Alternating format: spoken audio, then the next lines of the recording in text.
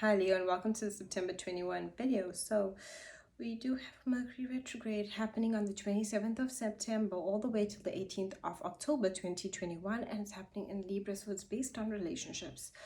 Finding the balance between ourselves and others and how we relate and how we can bring a new sense within our relationships, and a lot of that involves past experiences, especially when it comes to Mercury retrograde. So people from the past might come back. Mentally, you might feel like your mind is a bit foggy. So even when we communicate, this creates a lot of miscommunication with others. So we need to think and be aware before we express ourselves. Okay? We could send the text to the wrong person, or the email that we were supposed to send, we can forget and not send it. When we're making appointments, make sure you give yourself time to get there, because delays can happen, like traffic and unforeseen events during a Mercury retrograde, especially when it comes to travel arrangements and trips. So if you're taking a trip, make sure that you check, that you got the right time, and when you're leaving and what you got to do, all of those things. Dot your I's and cross your T's, basically. So that's Mercury retrograde. And know that we tend to dwell on the past a lot. It's about healing, rejuvenation, rest, a lot of those kinds of things.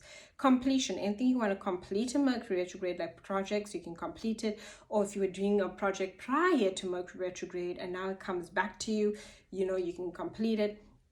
When signing anything, read and reread before signing if you have to sign during a Mercury retrograde. Also, make sure, if you can, that you sign anything prior to Mercury retrograde. Sometimes we miss the fine print because, remember, Mercury retrograde has us under this mental fog. On the 6th, 7th, we have a new moon in your second house. This is great. New moon, new money. Second house rules over money, value, resources. So this new moon wants to give you a boost when it comes to that energy, a boost in your sense of self-worth, your value. You might even find yourself noticing your talents and your skills a bit more, especially with that new moon. New moon's like, in the second house, talent, skills, money, it gives you a boost. You might not see it now, but any skills or talents that you basically really utilize will eventually increase your income, especially because the second house rules money as well. So if you want to start a business, if you want to start an idea, if you have an idea at work and you want to share it, which will improve the situation, all of that kind of energy with the second house. Value, support, looking at your people, who supports you, who don't, finding value within that, finding value within yourself. Our relationships that we have reflect the value that we have within ourselves. So it's important that you look at your relationships. Are they toxic, manipulating you, making you feel down about yourself? I mean, Leo, people like to rain on your parade. They do. So, because you shine so brightly and you have this bright and bubbly light, that sometimes people take it that, oh, that's there. So you shining so brightly, you their friend, and then they just misconstrue things and, do that. So it's good for boundaries. Seeing who really roots for you, who really is your cheerleader and wants you to be the best that you can be for you. On the 11th, we have Venus in the 4th house, beautifying the home. So this is good for beautifying, bringing in things that can make your home feel pleasant, beautiful, luxurious, especially. That's what you're going to be doing there. It brings harmony and love to family and people that are soul family relationships to you. On the 15th, we have Mars in the 3rd house. So anything that you want to learn, take action. If you want to send a text, a message to a friend, Mars is motivating you to do it. You never know who you can inspire. Networking, if you have any business ideas, or if there's anything you want to share with others that that can improve your work situation, career, colleagues, you can do it because Mars is motivating you. It's giving that, send that message, read that information, network, put you out there, communicate. You never know. You could be looking for a job and this person knows where someone needs staff.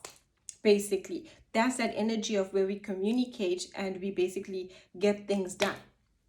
So that's what you're doing. It's all about communication. It's all about learning. It's all about writing, publishing, networking, anything, website, whatever it is that you need, Facebook, Twitter, whatever. But you're really putting that information and striking up conversations. On the 20th, full moon, Neptune, 8th house.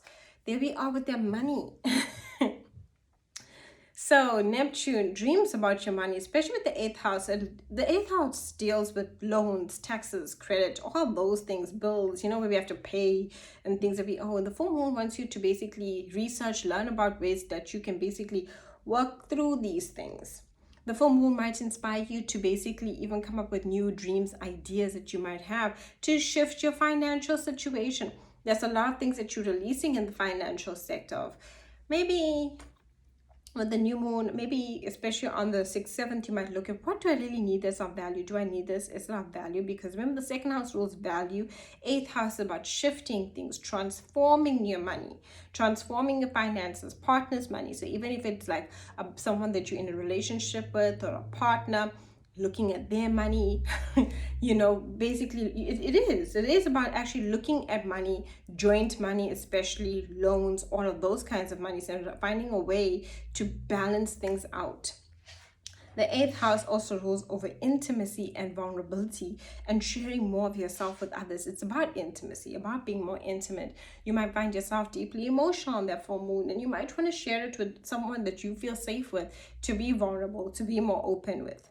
That's that energy of that full moon. Hidden secrets sometimes can come to light that even make us more vulnerable as well. When secrets come to light, or we hear something, it can leave us feeling exposed. Or maybe we even have secrets from ourselves. It puts us in a space where we can look at traumas, wounds, insecurities, and release them so we can be more vulnerable. Anything hidden.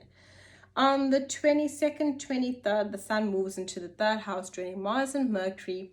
So now the communication, the networking, it's all out there. You're basically putting all this information, all this connection, all this communication really to work, and you're basically getting opportunities with the sun, especially. It's illuminating this 3rd house of the information and what people are saying to you and how you can utilize it, and how it's inspiring you to make changes in your life. On the 27th, we have Mercury retrograde happening in your 3rd house until the 18th of October. Now, let's not fret over this, because it's changing the way you communicate. Okay? Watch out for miscommunication when it comes to siblings or neighbors or people like friends, especially when it comes to that. It can create miscommunication there. Also, people from the past might re-enter your life. We spoke about that. But it's changing the way you communicate, even, or what you share with others, how much you share, how much you say. There's a whole reworking of your communication. This can even make you think of things of the past and how you might have said something maybe to hurt someone's feelings. We all sometimes, out of anger, or maybe we just stress that day and we say the wrong thing at the wrong time, and it comes off way off. And now this really gives you the opportunity and some insight into the communication and what others are communicating to you, and what's healthy for you and what's unhealthy, and what you really want to create within your life. When it comes to information, you might have read something about maybe a course a while back, or something inspiring, a meditation circle, anything, or maybe about knitting or some hobby, or something that has to do with you have to learn something. And now all of a sudden, with this Mercury retrograde, you might have read about it back then, and now you might really think about actually doing it and actually implementing it. Remember that something from the past can come back around during a Mercury retrograde. Even maybe someone might even contact you and have something to say to you. It's a lot to do with communication, and people want to communicate with you too, especially from the past when it comes to the 3rd house. Rest, rejuvenate, take some time out. Remember, Mercury retrograde is all about our deepest form of healing. So take that time out for you. Thank you so much for watching. Do like and subscribe, and comment down below. If you'd like to book a reading with me, you can book through my website, which is linked down below. And if the information connects to you and you appreciate it, my PayPal is also linked down below. Thank you so much.